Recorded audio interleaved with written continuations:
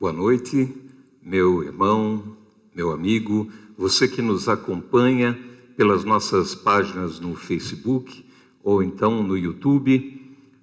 Que esse seja um momento especial para nós todos, um momento em que nos reunimos para louvar ao Senhor, para ouvir a sua palavra, para sermos perdoados e fortalecidos na fé. Que bom que você está conosco e que bom que mesmo em tempo de pandemia nós podemos celebrar juntos, ainda que não da maneira que a gente gostaria, mas eu tenho fé de que isso logo passa. A vacinação vai avançar e nós poderemos logo estar todos juntos aqui para, como uma família, sermos servidos pelo próprio Deus. O lema para essa semana nós encontramos no Evangelho de João, capítulo 20, verso 29, onde Jesus disse para Tomé: "Você creu porque me viu? Felizes são os que não viram, mas assim mesmo creram." E nós estamos reunidos em nome e na presença de Deus, Ele que fortalece a nossa pequena fé e nos conduz sempre de volta para si. Nosso bondoso Deus, que é Pai, Filho e Espírito Santo. Amém. Queremos agora cantar um hino muito especial. Nós cantamos esse hino já na semana passada, mas eu acho que nós temos que cantá-lo de novo. É um dos muitos hinos composto pelo pastor Osiel Campos de Oliveira Júnior, que infelizmente nos deixou nessa semana vítima do Covid. Também aproveitamos para transmitir aos familiares e amigos a nossa consternação, a nossa solidariedade pela perda que foi para eles e que foi para a SLB toda como instituição.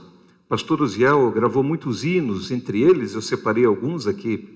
Aqui você tem lugar, os que confiam no Senhor, Pedro, Pedro, Pedro, se com a tua boca confessares, e tantos outros que nem estão no nosso livro de canto.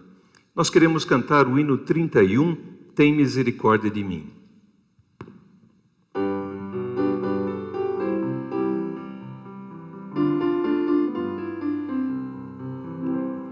Tem misericórdia de mim, tem misericórdia de mim.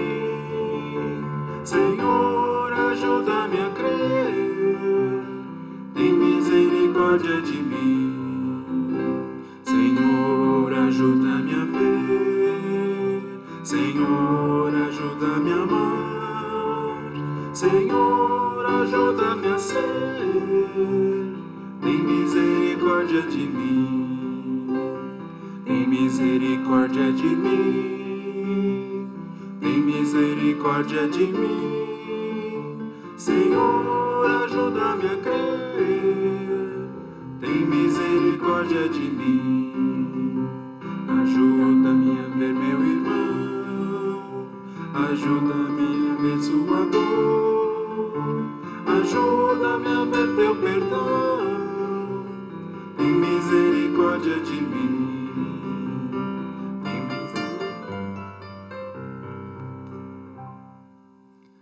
Eu quero convidá-lo, aí onde você está, a orar comigo. Nós queremos pedir perdão a Deus pelos nossos pecados. Baixe sua cabeça, feche os olhos, cruze os seus dedos se puder. Nós queremos falar com Deus. Ó Senhor, nós chegamos à tua presença trazendo tudo o que somos.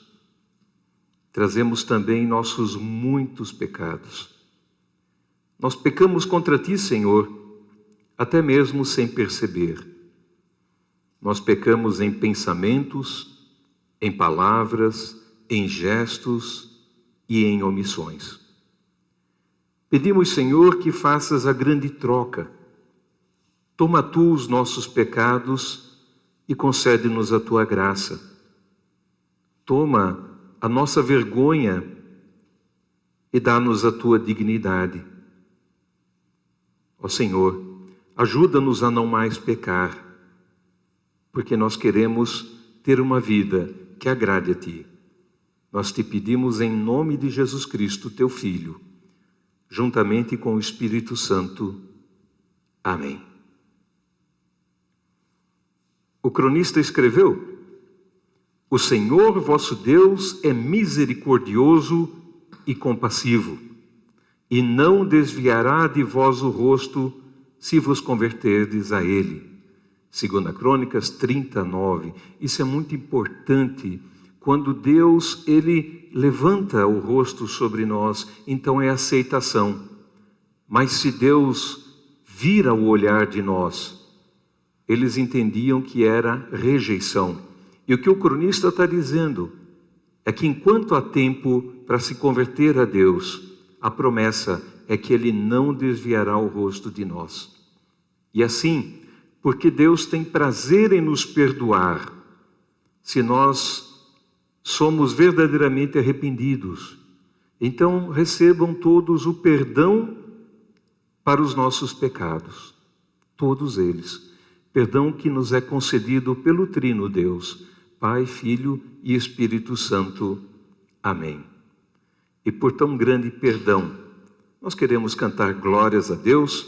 Cantaremos com a letra do hino 75.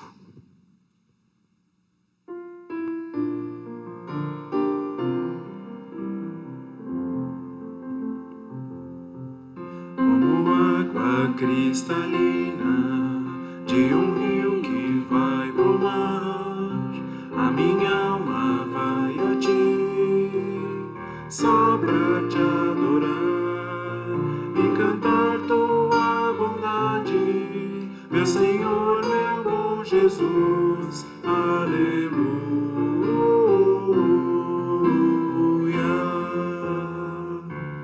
Ó minha alma, ao Senhor louva.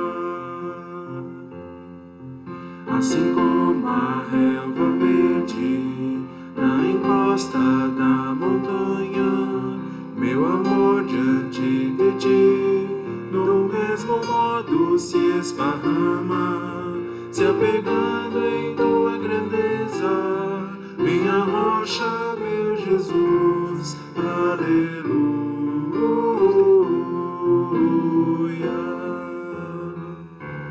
Ó minha alma, ao Senhor louva. Como a abelha necessita do néctar de uma flor, eu não sobreviveria longe de Ti, ó meu Senhor, pois Tu és o meu auxílio, minha vida e minha paz. Aleluia.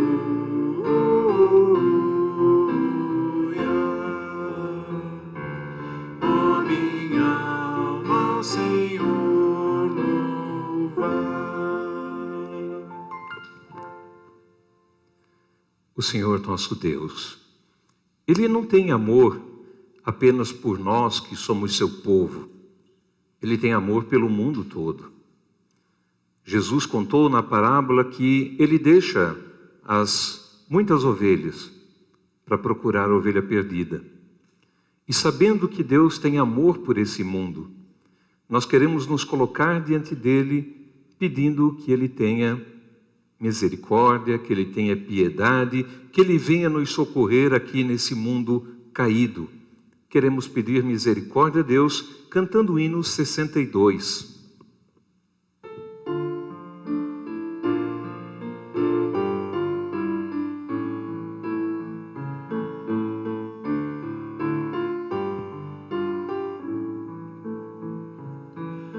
Estamos, Senhor, à beira do caminho, gritando: tem piedade de nós. Estamos, Senhor, à beira do caminho, gritando: tem piedade de nós. Oremos. Senhor, obrigado pela comunhão que tu crias no teu povo. Obrigado que não nos deixaste sozinhos, mas nos reuniste em uma grande família. Obrigado que nessa família há pessoas de todas as origens, de acordo, Senhor, com a variedade que tu tanto gostas.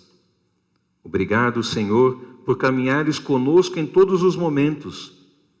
Ajuda-nos, Pai, a amarmos o nosso irmão, a preferirmos uns aos outros mais que aos que não pertencem a Ti. Concede-nos, Pai, vivermos em profunda comunhão, ainda que sejamos incomodados pelo nosso pecado e pelo pecado do nosso irmão. Permita que sempre nos lembremos de que Tu morreste por todos nós. Por Jesus Cristo, Teu Filho, nós te pedimos. Amém. Em preparação para a leitura da palavra, cantamos o hino 155. Deus é meu amparo.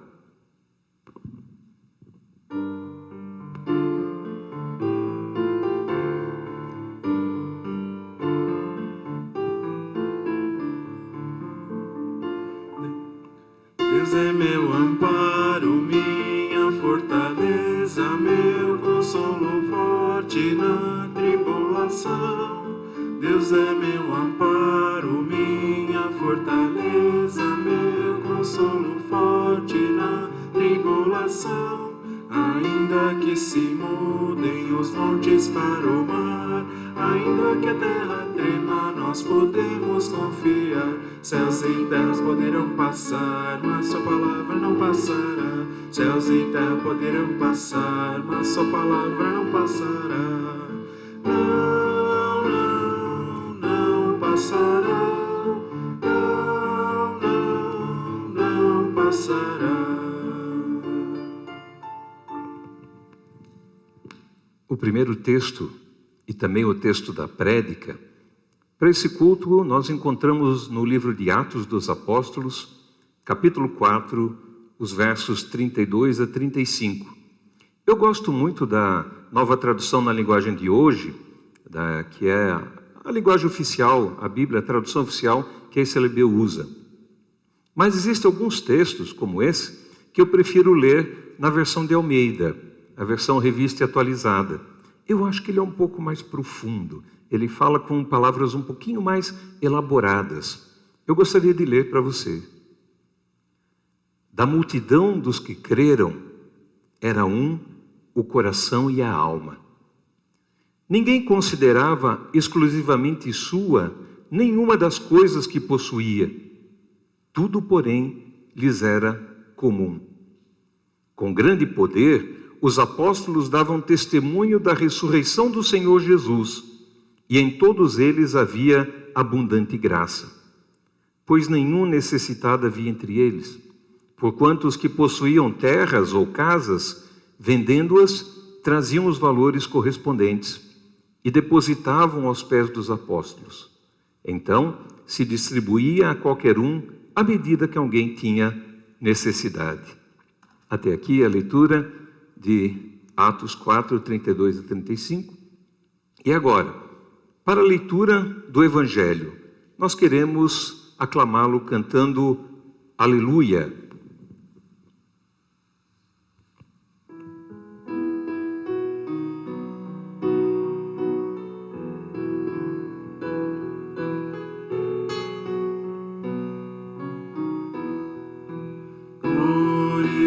Glorificado seja teu nome, glorificado seja teu nome. Aleluia, aleluia, aleluia.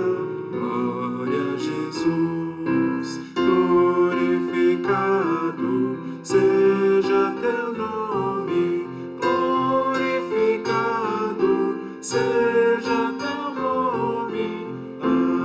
Aleluia, aleluia, aleluia. Glória a Jesus. Leitura do Evangelho segundo Marcos, capítulo 16, os versos 12 a 18. E agora sim, na nova tradução na linguagem de hoje. Eu leio. Depois disso, Jesus se apresentou com outra aparência a 2 discípulos que iam caminhando para o campo. Eles voltaram e foram contar isso aos outros discípulos, e esses não acreditaram no que os 2 disseram.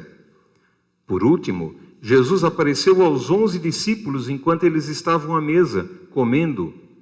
Ele os repreendeu por não terem fé e por teimarem em não acreditar no que havia contado os que o tinham visto ressuscitado.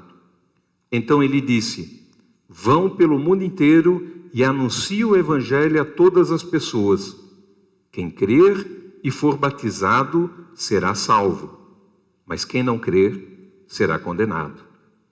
Aos que crerem será dado o poder de fazer estes milagres: expulsar os demônios pelo poder do meu nome e falar novas línguas.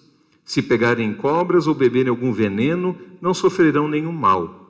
E quando puserem as mãos sobre os doentes, esses ficarão curados.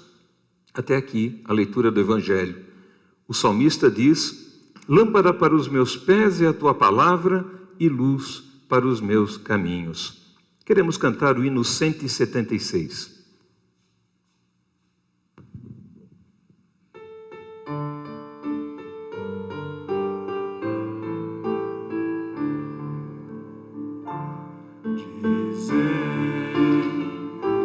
Vou sair aos que trevas vinde a luz, luz para os montes, é o Senhor quem nos conduz. No tempo favorável que eu te vi, te escutei, no dia da salvação socorri, te ajudei, e assim te guardarei, te farei mediador da aliança com o povo, será seu libertador. Dizei aos cativos sair, aos que estão nas trevas vinde a luz, caminhemos para as fontes, é o Senhor quem nos conduz. Não terão mais fome e sede, nem o sol os queimará. O Senhor se compadece, qual pastor os guiará. Pelos montes, pelos vales, passarão minhas estradas, virão de toda parte e irão em pousada. Dizei aos cativos sair, aos que estão nas trevas vinde a luz, caminhemos para as fontes, é o Senhor que nos conduz. Céus e terra, alegrai-vos, animai-vos e cantai, o Senhor nos consolou, dos aflitos se lembrou. Poderia uma mulher de seu filho se esquecer? Ainda que isso acontecesse, nunca ia te perder.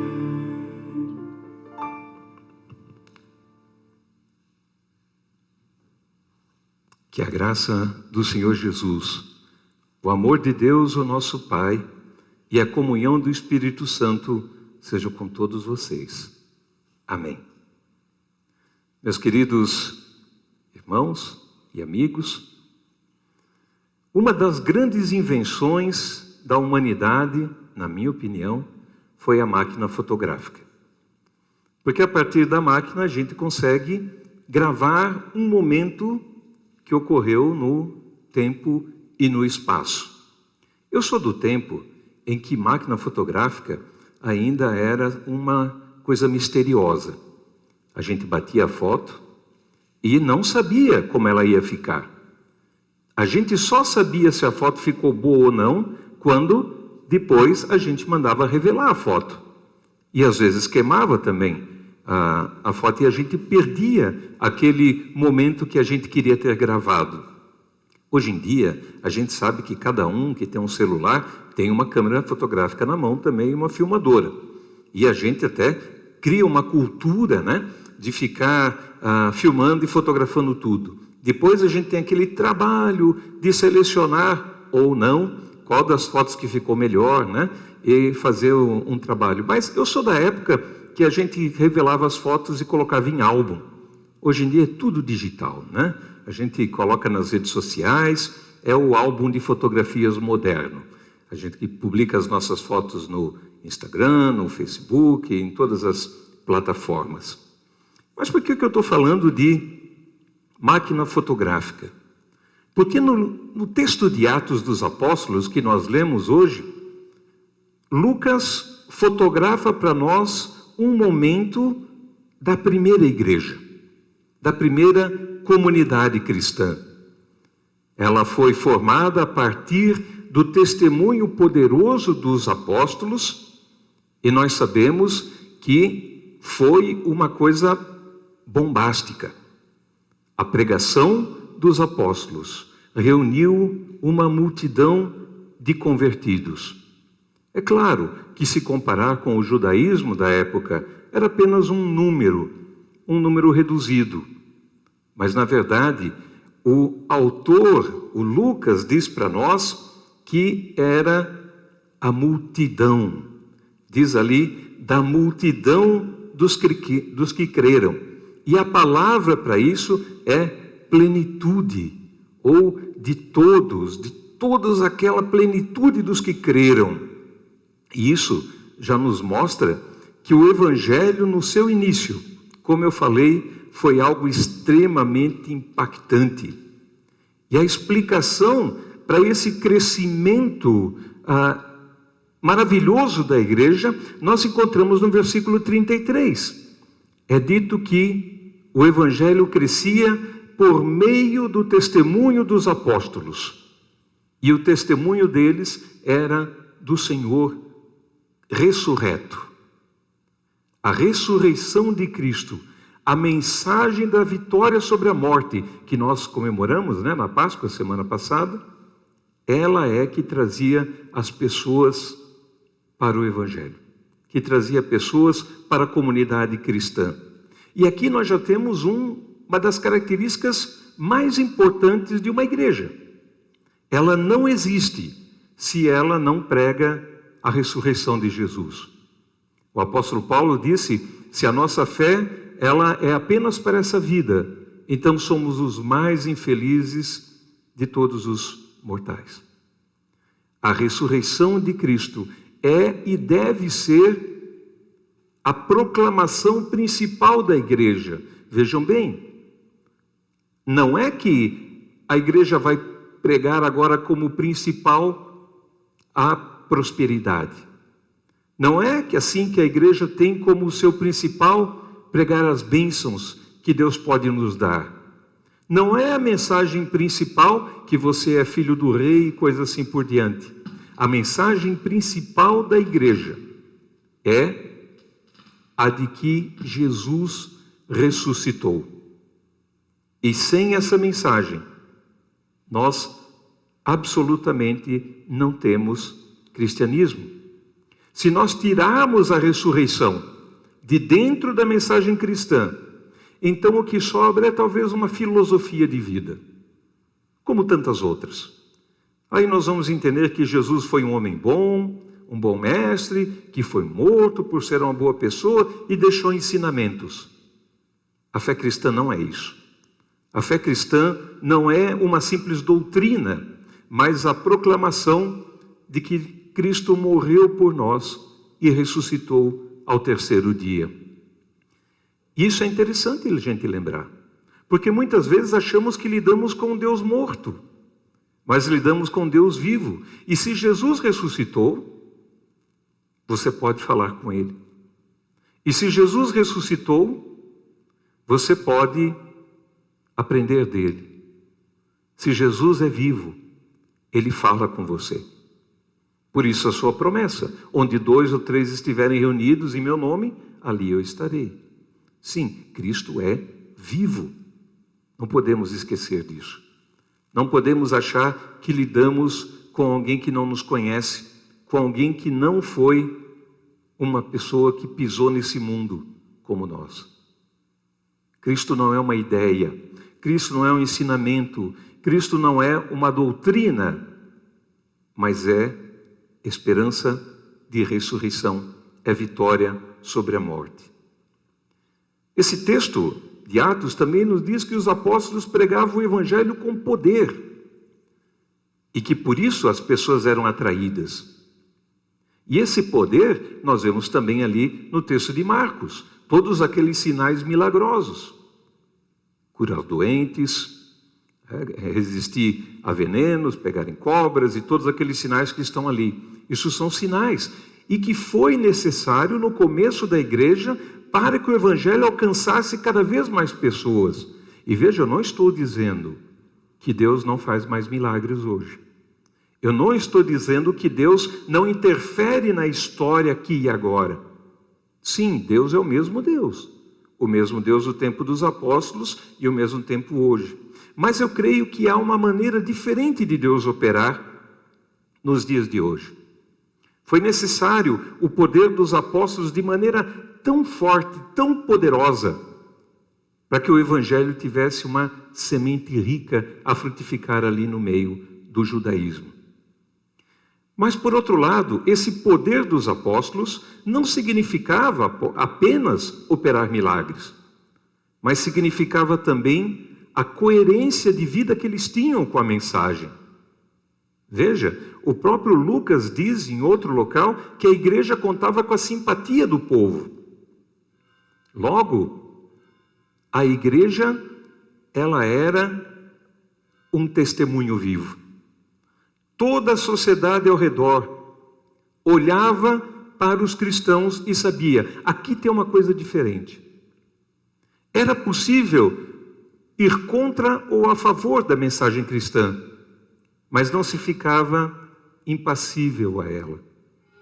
Não se podia desprezar ou ignorar a mensagem cristã. De fato, podemos dizer que os apóstolos viviam a mensagem que pregavam. Eu lembro de um texto que eu li, eu já não sei mais de quem é, não me recordo mais, mas era dito que um evangelista evangelizava pessoas na Praça da Sé, em São Paulo. E ele falava especialmente com os meninos de rua, que até hoje dormem na Praça da Sé. E aí uma criança teria dito para ele: eu não consigo ouvir o que você fala, porque a minha barriga ronca tão alto que tampa os meus ouvidos. A coerência é necessária. Eu tenho medo que nós nos tornemos uma igreja de palavra, que conhece bem a Bíblia, que fala as coisas, mas que não vive aquilo que prega. O nosso desafio para dentro de uma sociedade secularizada como a nossa é testemunhar com a nossa vida o amor de Jesus Cristo, a salvação que Ele traz, o perdão para os pecados, a sua volta. E uma das características marcantes que nós vemos nessa foto de comunidade que Lucas tira, ele diz que a primeira igreja era só um coração e alma. E alma aqui no grego é psique, é o seu íntimo, o seu interior, a sua essência. A igreja, ela tinha um mesmo pensamento e um mesmo sentimento. Muito diferente, né? Quando a gente pensa nas inúmeras divisões que nós temos na igreja, nesse nosso mundo caído. A fotografia que se tira de nós hoje não é a mesma lá da primeira comunidade, mas é bonito ver isso, que eles tinham um coração e uma alma, que eles pensavam exatamente da mesma maneira, que a palavra de Deus tinha o mesmo impacto entre eles, que a palavra de Deus era levada a sério por cada um deles. não era uma doutrina morta, mas era evangelho vivido na prática. No verso 34, aí então nós ficamos desconcertados, porque é dito ali de que maneira o evangelho impactou suas vidas, e é dito ali que nenhum deles considerava nada como sendo exclusivamente seu, mas tudo era comum. Você já pensou? Você que me ouve, que você na igreja não consideraria seu a sua casa, o seu automóvel, as suas propriedades, o seu dinheiro? Veja como é diferente, né? Eu quero logo de antemão aqui já dizer, o que Lucas testemunha aqui na igreja cristã não é o comunismo, não é um regime que impõe à força a divisão de todos os bens, não é a apropriação por algum governo de todos os bens, mas é algo voluntário que ocorria no coração dos primeiros cristãos. E também não era assim que eles saíam vendendo tudo. Havia necessidades na igreja. E para essas necessidades, eles entendiam que não podiam continuar tendo posses sem ajudar aquele que estava necessitado. Precisamos dizer também que os cristãos ali do primeiro século, eles tinham a firme esperança de que Cristo voltaria logo, antes mesmo deles morrerem. Nós podemos ver isso depois. O apóstolo Paulo tem que explicar, por exemplo, para os coríntios, por que alguns já morreram e Cristo não voltou ainda. Eles acreditam. Então, se Cristo ia voltar logo, de que adianta ter propriedades? Eles não iam deixar nada para a próxima geração mesmo. Mas ainda assim, essa característica daquela igreja não deve nos inibir. Todo tipo de avareza é contra o evangelho. Tiago diz isso de maneira muito profunda. Ele diz, olha, você não pode ver um necessitado na tua igreja e bater nos ombros dele e dizer, olha, vai com Deus, Deus te abençoe, e você não mata a fome dele. Logo a gente vê que a mensagem do evangelho tem muito a ver com aquilo tudo que eu sou. E tem a ver com aquilo que eu tenho também. Dinheiro é um assunto extremamente espiritual e vai ser tratado em diversas passagens da Bíblia. Claro que nós não estamos usando isso aqui como promessa. Se você doar o seu carro, o seu Fusca para Deus, Ele vai te devolver um BMW. Não é nada disso. Também não está falando contra ter propriedades, ou ter bens, ou ter dinheiro. Veja, eles só tinham isso à disposição. Paulo vai dizer isso depois, exorta aos ricos que sejam ricos em boas obras. É isso. Não há nada de errado com as coisas que você tem. Há coisa de errado se você fecha o seu coração. Se você não tem mais amor com aqueles que estão na igreja com você. E é aqui, né, que nós somos pegos, né? Quando a gente começa a falar na prática do evangelho, é que a gente se vê de repente impactado. E talvez você, assim como eu, pense, puxa vida, eu falhei muitas vezes nisso. Eu guardei só para mim. Eu guardei só para os meus filhos. Eu guardei só para o meu futuro. Eu não tive desprendimento. É isso. E causava para os de fora, que olhavam a igreja primitiva, um espanto. Essas pessoas, elas se amam. E se amam não só de palavra, elas se amam de prática. Eu preciso dizer para vocês que dar e receber são os dois lados de uma mesma bênção. Às vezes a gente dá, às vezes a gente recebe. Jesus disse que era muito melhor dar do que receber. Na minha vida, eu já experimentei as duas coisas. Já tive pessoas que doaram muito dinheiro para eu poder estudar. E já tive épocas em que eu pude ajudar outras pessoas. Que bom que é assim. Que bom que Deus nos faz uma grande família e que não tem lugar para o sentimento de desprezo no reino de Deus.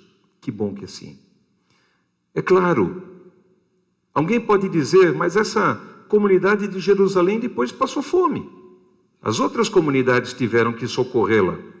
É verdade. Nós sabemos todas essas coisas, mas ainda assim, não deve haver entre nós, irmãos, necessitados. Não é possível que nós nos demos ao direito de trancar a nossa carteira para aquele que precisa desesperadamente de ajuda. Em outras cidades, em outras circunstâncias, isso é vivido mais claramente dentro da igreja. Eu arrisco um palpite de que aqui em São Bento do Sul nós estamos protegidos. Nós ainda temos muitas vagas de emprego. Se uma pessoa procura um emprego, talvez não seja o emprego da vida que ela quer, mas ela vai encontrar o sustento para colocar o pão na mesa. Mas há lugares onde não existe sequer emprego. Há lugares onde não existem pessoas com o mínimo do estudo necessário. Há pessoas para quem a vida foi muito dura.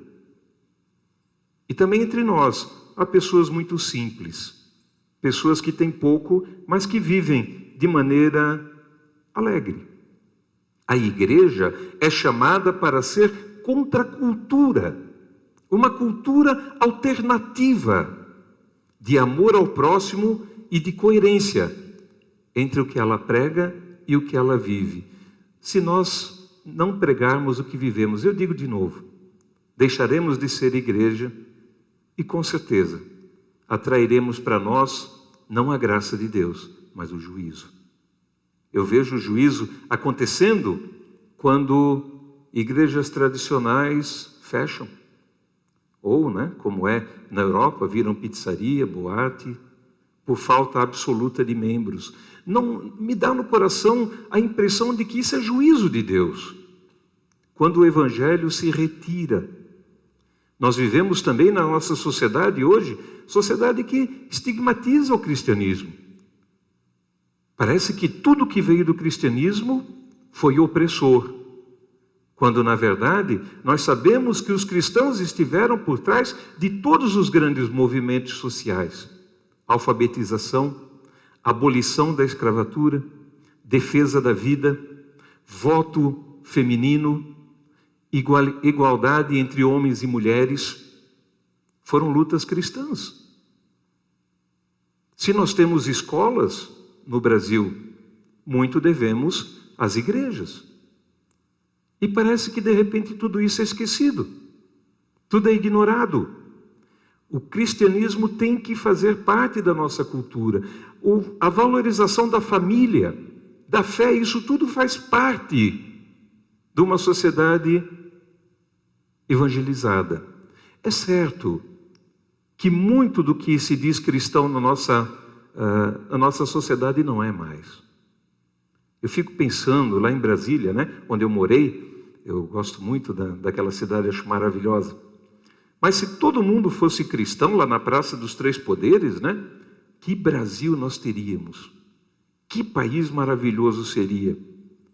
Mas é fato que são muitos que se chamam cristãos, sabem recitar versículos, mas muitas vezes estão envolvidos nos piores escândalos que a gente vê lá, e assim envergonham o nome de Cristo, emporcalham o Evangelho, e nós, em vez de sermos admirados pelo povo, somos perseguidos. Precisamos urgentemente resgatar o jeito primitivo de ser igreja, mesmo com todas as implicações, mesmo com tudo que pode acontecer. Meus queridos, falei até aqui sobre essa foto de Lucas. Como seria a nossa foto hoje? Se alguém daqui a 100 anos olhasse a descrição da nossa comunidade, o que será que ele veria? O que será que ele diria? o que será que ele sentiria? Que impacto nós tivemos? De que maneira pessoas foram salvas por Jesus? Experimentamos crescimento de membros? Experimentamos crescimento na fé, no conhecimento de Deus, no conhecimento da palavra? Ou fomos simplesmente uma igreja que passou pelos anos sem modificar nada? Eu desejo que Deus nos abençoe, que nos faça verdadeiros seguidores de Cristo e que a nossa comunidade seja uma foto bonita do Evangelho do nosso Senhor. Que alguém um dia possa dizer da multidão dos cristãos de São Bento que creram, era só um coração e a alma. Que Deus assim faça de nós, para a honra e glória do seu nome. Amém. E agora aí na sua casa, eu convido você a confessar comigo aquilo que você crê. Nós queremos fazer isso usando o credo apostólico, que foi a maneira que os cristãos, lá no começo, nos primeiros séculos, condensaram o mínimo absoluto do que creem. Nós queremos juntar nossas vozes com eles e dizer: creio em Deus Pai Todo-Poderoso, Criador do céu e da terra, e em Jesus Cristo, seu Filho unigênito, nosso Senhor, o qual foi concebido pelo Espírito Santo, nasceu da Virgem Maria, padeceu sob o poder de Pôncio Pilatos, foi crucificado, morto e sepultado, desceu ao mundo dos mortos, ressuscitou no terceiro dia, subiu ao céu e está sentado à direita de Deus Pai Todo-Poderoso, de onde virá para julgar os vivos e os mortos. Creio no Espírito Santo, na Santa Igreja Cristã, a comunhão dos santos, na remissão dos pecados, na ressurreição do corpo e na vida eterna. Amém. E agora queremos, com aquilo que nós ouvimos durante a prédica, cantar o hino número 601, Alto Preço.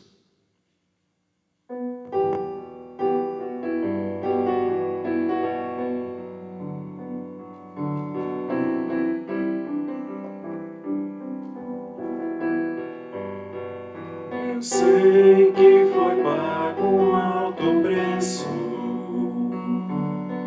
para que contigo eu fosse o meu irmão.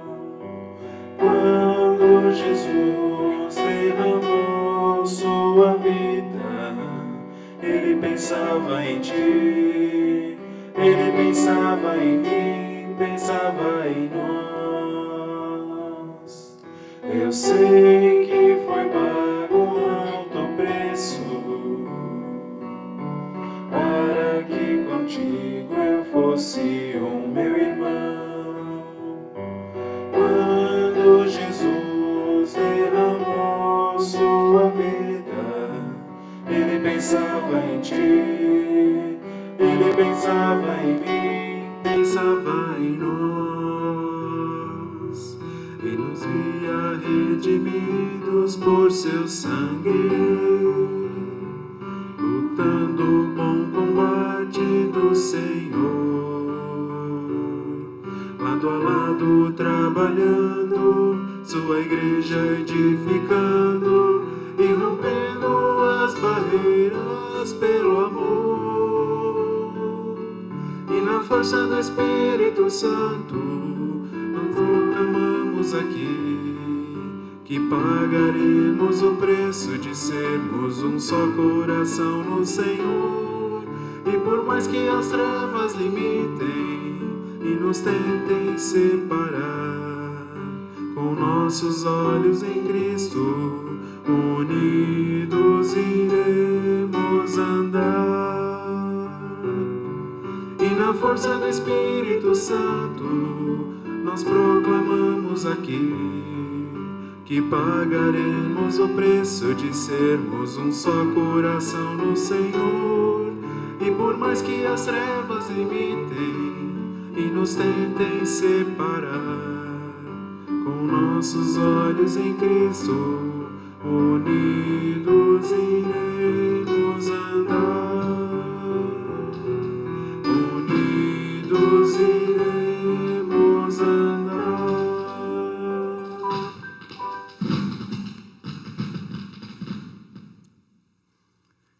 Se esse nosso culto fosse presencial, esse seria o momento de ofertar. E as ofertas seriam destinadas ao Instituto Luterano Campos Verdejantes em Campo Alegre, onde está se construindo uma casa para atendimento a pessoas com deficiências. Essa é uma obra extremamente linda e importante, porque, historicamente, os cristãos sempre cuidaram das pessoas mais frágeis da sociedade. Há muitas pessoas que têm deficiência física, mental, e que não tem ninguém para cuidar. E esse instituto, ele quer fazer isso. Se você tiver no coração vontade de colaborar com esse trabalho, então você pode entrar em contato com a secretaria, você pode fazer uma transferência bancária ou deixar a sua oferta lá. Se isso está no teu coração, então acharemos um jeito de enviar esse dinheiro para eles. É claro, né? Como eu já disse antes, usar o dinheiro para isso não significa que Deus vai te premiar. É o contrário. Você já é premiado com a salvação e por isso você pode ofertar com alegria. E assim que Deus abençoe o objetivo das dádivas e também aos doadores. Eu convido você agora para orar comigo. Obrigado, Senhor, pelas tuas bênçãos diárias sobre nós. Obrigado que tens nos demonstrado tanto amor. Todo dia, Senhor, acordamos para dentro de um dia que tu pensaste para nós.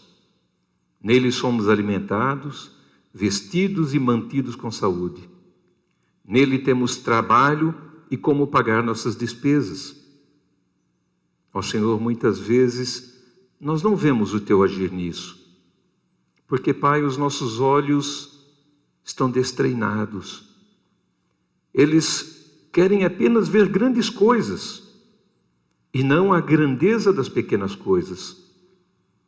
Ajuda-nos, Senhor, a termos olhos abertos para todos os teus cuidados por nós.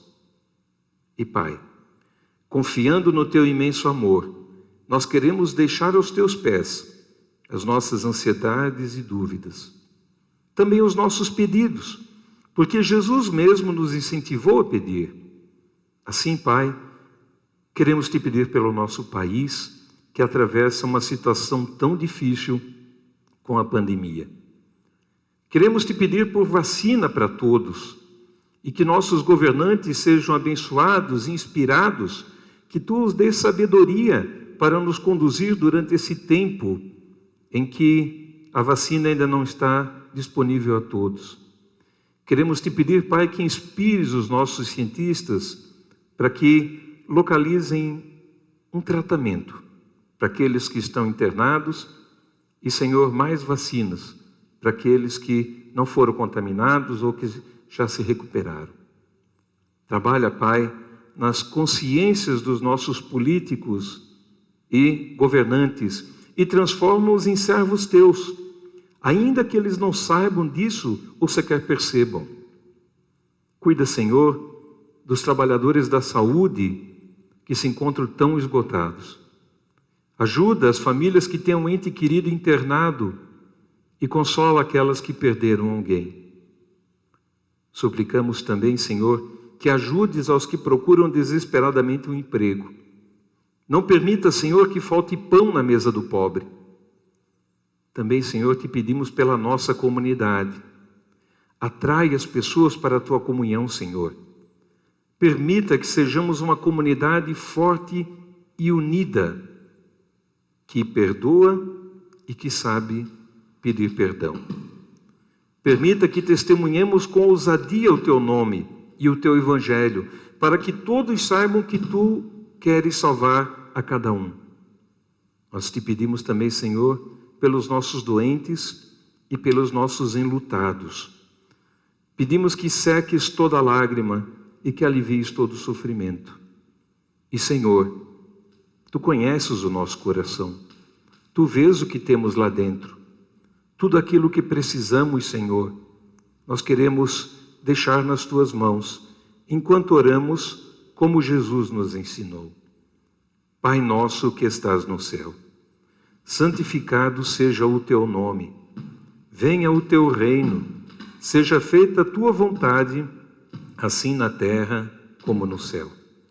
O pão nosso de cada dia nos dá hoje, e perdoa-nos as nossas dívidas, assim como nós também perdoamos aos nossos devedores. E não nos deixes cair em tentação, mas livra-nos do mal. Pois Teu é o reino, o poder e a glória para sempre. Amém. Tenho ainda pequenos avisos.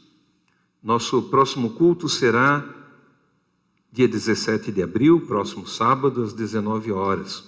Nós ainda não sabemos se retornaremos com o culto de maneira presencial. Na verdade, o decreto do Estado nos permitiria ter 25% de pessoas aqui. Mas sabe, conversando com o pessoal do presbitério, até agora nós não encontramos paz de abrir. Sabendo que muitas pessoas vêm de ônibus, de que outras vão se expor, nós consideramos que é amor ao próximo. Por enquanto estamos fechados. Mas se houver qualquer mudança de entendimento que o Senhor pode nos dar, então serão comunicados pelas nossas redes sociais. Nós iremos avisar com muita alegria. Posso dizer para todos vocês que eu gosto de igreja cheia. Acho que todo pastor gosta de igreja cheia. Mas, infelizmente, nós não podemos ainda. Que bom, né? Que a gente ainda pode celebrar pela internet. E eu quero deixar uma mensagem para os que fizeram aniversário durante essa semana ou que fizeram aniversário de casamento. Separei, eu sempre digo isso, né? Um dos versículos mais lindos, da que eu mais gosto, né? De tantos que a Bíblia tem.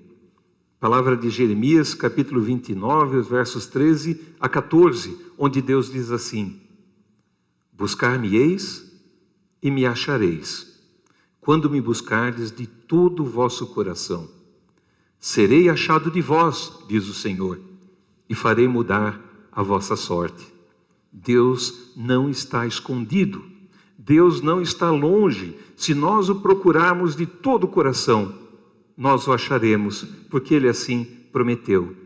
Que o seu próximo ano de vida, de casamento, seja um ano de busca, de comunhão com Deus, e que você seja muito abençoado. Amém. Nos preparando para a bênção, cantamos o hino 288.